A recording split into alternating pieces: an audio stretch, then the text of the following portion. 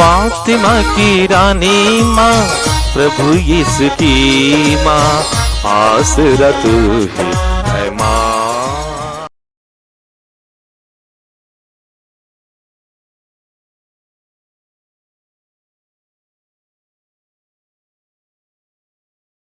पहला पाठ रोमियो के नाम संत पौलुस का पत्र, अध्याय 8, पद संख्याएं 26 से 30 तक। आत्मा भी हमारी दुर्बलता में हमारी सहायता करता है।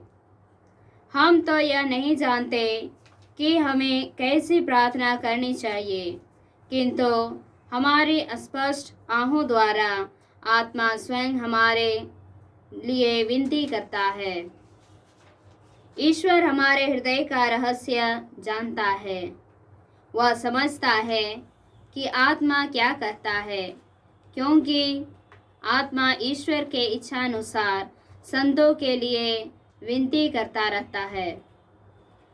हम जानते हैं कि जो लोग ईश्वर को प्यार करते हैं और उसके विधान के अनुसार बुलाए गए हैं, ईश्वर उनके कल्याण के लिए सभी बातों में उनकी सहायता करता है, क्योंकि ईश्वर ने निश्चित किया कि जिन्हें उसने पहले से अपना समझ लिया है, वे उसके पुत्र के प्रतिरूप बनाए जाएंगे, जिससे उसका पुत्र इस प्रकार बहुत से भाइयों का पहलौठा हो।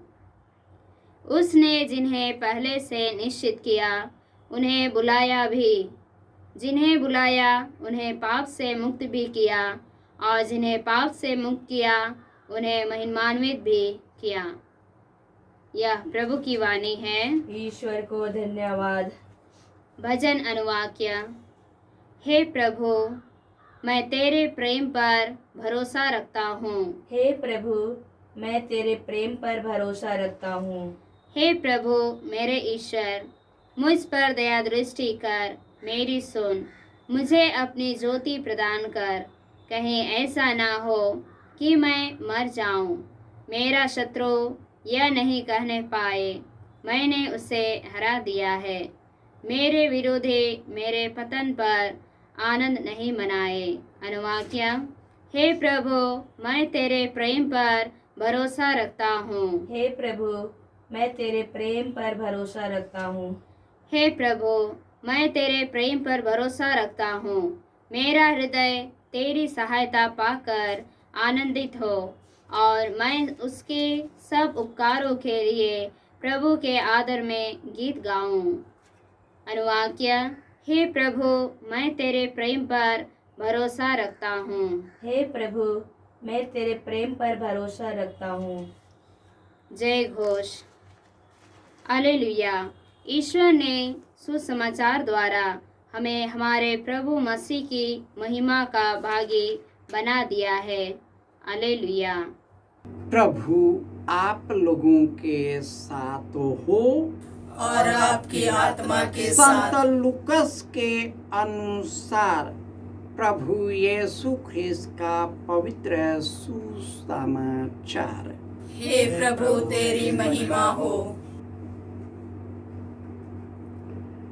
अध्याय 13 पद संख्याएं 22 से 30।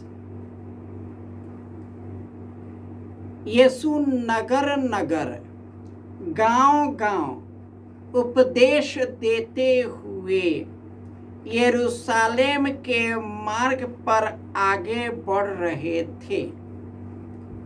किसी ने उससे पूछा, प्रभु, क्या थोड़े ही लोग मुक्ति पाते हैं? इस पर यीशु ने उनसे कहा, संकरे द्वार से प्रवेश करने का पूरा प्रयत्न करो, क्योंकि मैं तुमसे कहता हूँ, प्रयत्न करने पर भी बहुत से लोग प्रवेश नहीं कर पाएंगे।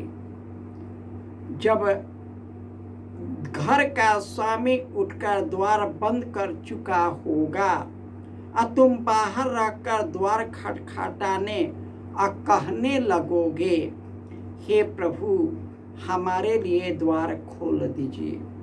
तो वह तुमसे कहेगा, मैं नहीं जानता कि तुम कहाँ के हो।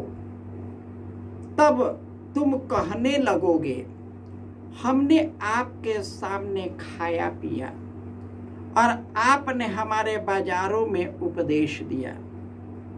पर वह तुमसे कहेगा, मैं नहीं जानता कि तुम कहाँ के हो।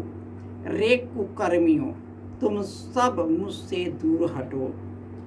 जब तुम इब्राहिम, इसहाक, याकूब सभी नबियों को ईश्वर के राज्य में देखोगे, परंतु अपने को बहिष्कृत पाओगे, तो तुम रोओगे और दांत पीसते रहोगे।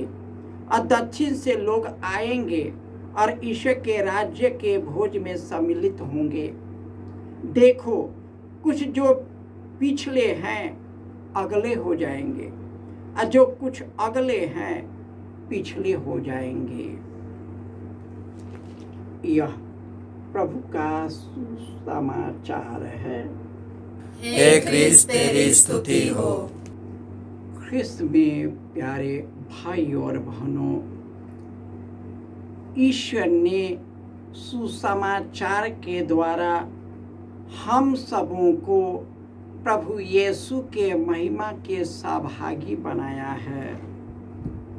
जो यीशु से संयुक्त होकर जीवन बिताते हैं, उसके लिए दंडाज्ञा नहीं रह गई है, क्योंकि ईश्वर के विधान ने यीशु ख्रिस्त के द्वारा हमारे सब पापों को क्षमा कर दिया है। इसलिए जब यीशु नगर नगर शहर शहर उपदेश देते हुए यरूशलेम के मार्ग पर आ रहे थे, किसी ने उससे पूछा, प्रभु क्या थोड़े ही लोग मुक्ति पाएंगे? इसे यीशु बोलते हैं उन्हें जो पूछ रहा, संकरे द्वार से प्रवेश करने के पूरा प्रयत्न करो, क्योंकि मैं तुमसे कहता हूँ, प्रयत्न करने से भी बहुत से लोग इसमें प्रवेश नहीं करेंगे। क्या बात है! मनुष्य दिन रात इसीलिए चिंता करते रहता है कि मेरा भविष्य का क्या होगा, मेरा जीवन का क्या होगा, और इसी की चिंता करते करते वह अपनी जिंदगी जी नहीं पाता है। जो जीवन जीना चाहिए, या तो पुराने ख्यालों में घिरा रहता है, भविष्य की चिंता करता है जो हमारे हाथ में है ये नहीं, ईश्वर पर छोड़ना नहीं चाहते। दूसरे है हमारा लोभ। लोभ कई प्रकार के हैं। शरीर की वासना का लोभ, धन संपत्ति का लोभ, पद और प्रतिष्ठा का लोभ, अधिकार का लोभ, एक दूसरे पर हुकूमत जमाने का लोभ, कई प्रकार के लोग हैं। और लोग इसी में फंस जाते हैं, इसी में जीना चाहते हैं, इसी में जीते जीते उनका जीवन कुढ़ने लगता है। आज कई लोग हैं इस दुनिया में, संसार के हर एक चीजों से भरे हैं, लेकिन मानसिक बीमारियों से ग्रस्त है। सांसारिक चीजें सब चीज है, बाल बच्चों को हमने सब कुछ दे दिया, परंतु हमारा बच्चा भटक गया, हमारे लोग भटक गए, हमारे भाई बहन भटक गए। क्या बात है? क्या कारण है? हर एक मनुष्य की यही चिंता होता है कि मेरे मरने के बाद क्या होगा, क्या होगा। लेकिन मनुष्य केवल तो क्षणभंगुरता की में ही, अभी अभी के जीवन में ही व्यस्त है। लोग क्या होगा क्या नहीं, जो अभी करना चाहिए ईश्वर में की इच्छा से करना है। आज संत पौलुस कहते हैं, आप माता पिता की आज्ञा करें जिससे आपका कल्याण हो सके। क्योंकि आत्मा दुर्बलता में हमारी सहायता करता है। हम नहीं जानते कैसे प्रार्थना करनी चाहिए, किंतु हमारी अस्पष्ट आहों द्वारा आत्मा स्वयं हमारे लिए प्रार्थना करता है, हमारे साथ प्रार्थना करता है। ईश्वर हमारे हृदय को जानता है कि आत्मा क्या करता है, क्योंकि आत्मा ईश्वर के इच्छा अनुसार हमारे लिए विनती करता है। और जो ईश्वर को प्यार करता है, उसके विधान के अनुसार बुलाए गए हैं, ईश्वर उसके कल्याण के सभी बातों में उसकी सहायता करता है। ईश्वर का उत्तर है क्या थोड़े लोग या बहुत लोग, थोड़े हैं या बहुत लोग हैं, इससे कोई मतलब नहीं है। मतलब यही है कि जो लोग ईश्वर को प्यार करते हैं, उसके विधान के अनुसार बुलाए गए, ईश्वर हमारे और आपके कल्याण के सभी बातों में वह हमारी सहायता करता है। क्योंकि ईश्वर पहलौठों का पहलौठा जो हमारे लिए मनुष्य बन गया, हमारे पापों को अपने ऊपर ले लिया, हमारे पापों को क्षमा कर, पाप तो क्षमा मिल गए। क्या हम उसको लेने को स्वीकार करते हैं? लेने को तैयार है। यीशु ने क्षमा दे दिया, क्रूस पर से बोल रहे, हे पिता इन्हें क्षमा कर कि ये नहीं जानते कि ये क्या कर रहे हैं।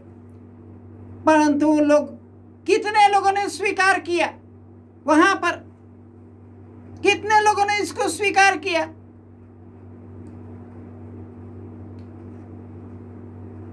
वह व्यक्ति जो सेना का सेनापति, उसने स्वीकार किया सचमुच में ईश्वर का पुत्र है और वह महिमान्वित किया गया।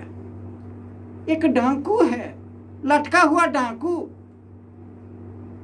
उसको आभास हुआ कि यीशु ने क्या कहा है, और उसने कहा कि हे प्रभु अपने राज्य में मुझे याद करे। यीशु ने कहा आज ही बता, तुम मेरे साथ प्रलोक में हो। कितने लोग चाहते हैं, सब मुक्ति पाना चाहते हैं, मुक्ति का मार्ग लेना नहीं चाहते। सब लोग चाहते हैं कि हमारा बेटा बेटी बदल जाए, लेकिन उस बदलाव ईश्वर के पास आना नहीं चाहते, पश्चाताप करना नहीं चाहते, उसी में खोए रहना चाहते, उसी में डूबे रहना चाहते, उससे निकलना नहीं चाहते। यदि हम पश्चातापी हृदय से यीशु के क्रूस के पास आ जाओगे, यीशु आपको अपने कृपा से भर देगा। यीशु हम सबों को खोजने और बचाने आया है। वह किसी का तिरस्कार नहीं करता, किसी का बहिष्कार नहीं करता। वह चाहता है कि हम सबको जीवन मिले, बल्कि परिपूर्ण जीवन मिले। जय यीशु।